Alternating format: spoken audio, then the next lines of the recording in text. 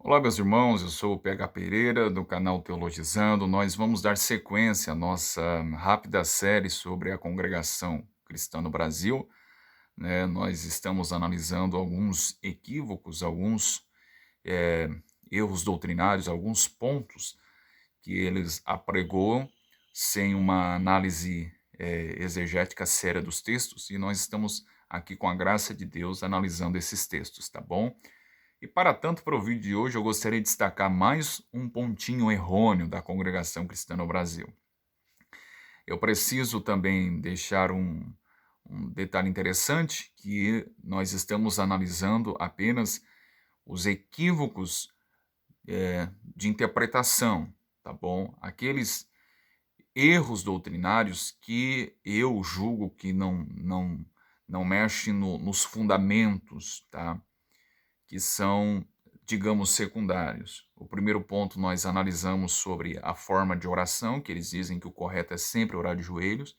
Depois nós analisamos sobre a questão do estudo, né, que eles desprezam o estudo, a teologia, né, bons livros também.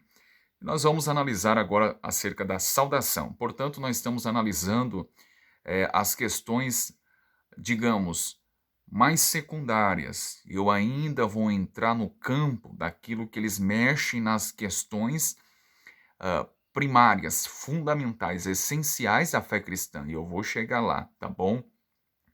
Mas vamos lá, sem muita enrolação. A questão da saudação. Vocês sabem que cada igreja ou cada grupo religioso tem o seu tipo de saudação, né? Uns vão dizer, como os presbiterianos, graça e paz. Outros vão dizer, como os assembleanos pentecostais, como a paz do Senhor, vão se cumprimentar dessa forma. Outros vão dizer, se eu não me engano, como a Igreja do Evangelho Quadrangular, somente a paz, né? Mas eu não tenho problema algum, né? Qualquer tipo de saudação, geralmente eu cumprimento, seja crente ou não crente, com um bom dia, boa tarde, boa noite, né? Não sou muito de cumprimentar com a paz, graça e paz, mas cada um, né? Não vejo problema algum.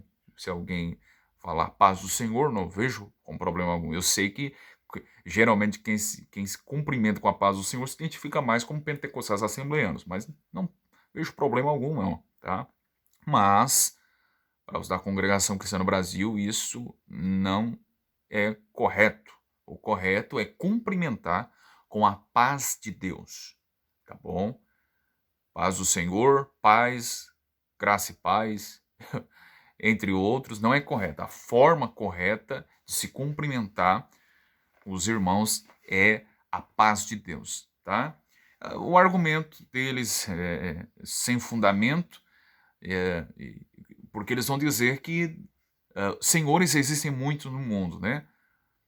Então ninguém pode cumprimentar com a paz do Senhor, por exemplo, porque senhores existem muitos no mundo, enquanto que Deus existe um só.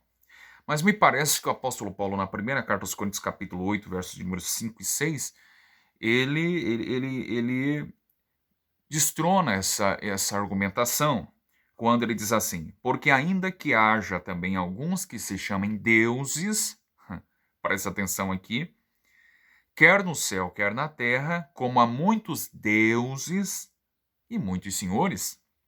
Verso 6. Todavia, para nós quem os crentes, há um só Deus, o Pai, de quem é tudo e para quem nós vivemos, e um só Senhor, Jesus Cristo, pelo qual são todas as coisas e nós por ele. Percebe? Na verdade, o termo Senhor, palavra grega kyrios, que aparece dentro do Novo Testamento, é um dos nomes para a pessoa de Jesus, né? Vocês sabem que quando estudamos a matéria da cristologia, Jesus ele é identificado por alguns nomes nas Escrituras. Por exemplo, ele é chamado de o Cristo, que significa o ungido, o escolhido, né? Ele é identificado como Filho do Homem, que alguns teólogos argumentam que ali revela a sua natureza tanto divina quanto humana, 100% homem, 100% Deus.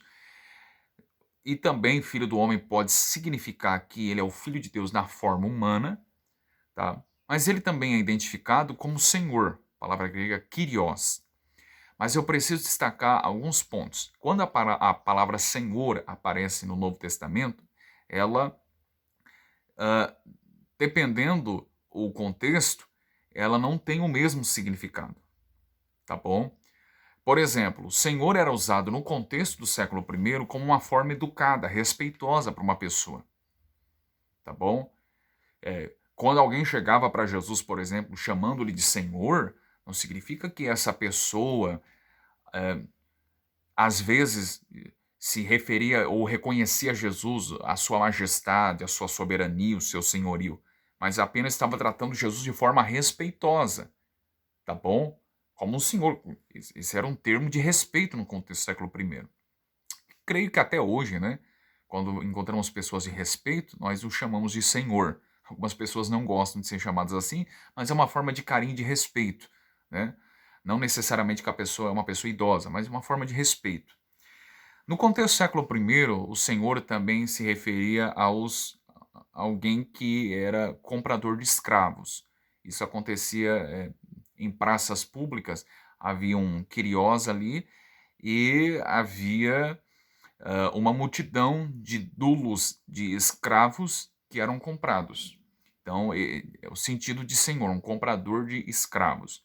Mas existe também uma terceira ocorrência da palavra escravo no Novo Testamento, que era o título que Nero César, o imperador romano, arrogava para si. Era um contexto de ferrenha perseguição contra os primeiros cristãos, né? Então, havia uma pergunta que eram feitas às pessoas, se César era senhor deles.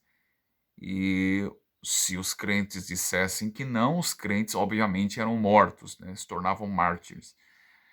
Então, os crentes respondiam: César não é meu Kyrios, Jesus hoc Kyrios, ou seja, Jesus é o meu Senhor. Então, esse título que César arrogava para si, ele se achava como um Deus. Ele queria prestação de culto. E quando um crente dizia Jesus é o meu Senhor, os crentes eram mortos. Por isso que, deixa eu conferir aqui na primeira carta de Paulo aos Coríntios, no capítulo 12, versículo 3, o apóstolo Paulo diz assim: Portanto, vos quero fazer compreender que ninguém que fale pelo Espírito de Deus diz, dois pontos, Jesus é anátema. E ninguém pode dizer que Jesus é o Senhor, senão pelo Espírito Santo. Aí você percebe, tenta viver naquele contexto do século I de perseguição e tudo mais, onde a fé dos crentes era posto à prova. E aí os romanos chegavam e indagavam se César era Senhor. Então os crentes diziam, não, Jesus é meu Senhor. Paulo está dizendo que é o Espírito Santo que vai convencer vocês disso. Vocês não precisam ficar com medo, tá bom? Jesus é o Senhor e ponto final.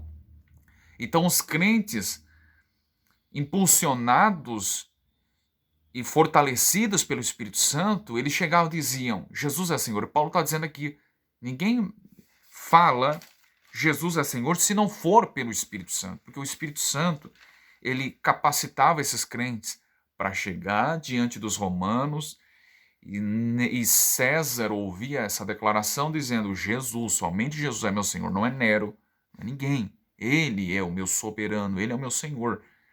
Percebe? Mas, em quarto lugar, esse termo também se referia à pessoa de Jesus. Ele é o Senhor. Então, quando a congregação cristã no Brasil diz, não, o correto é dizer a paz de Deus, porque Deus existe um só. Senhor, existem muitos senhores.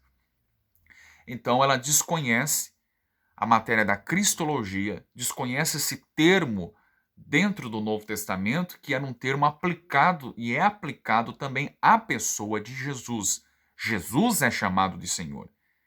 E embora existem muitos senhores, conforme Paulo destaca em 1 Coríntios 8, versos 5 ao 6, para nós há um único Senhor, o Cristo, tá bom? Então, precisamos atentar para isso, tá bom? Nós daremos sequência a nossa análise aqui sobre a congregação cristã no Brasil. Espero que vocês estejam gostando. Não esqueça de deixar o seu comentário, o seu like, que isso nos motiva a continuar aqui, tá bom? Abraço.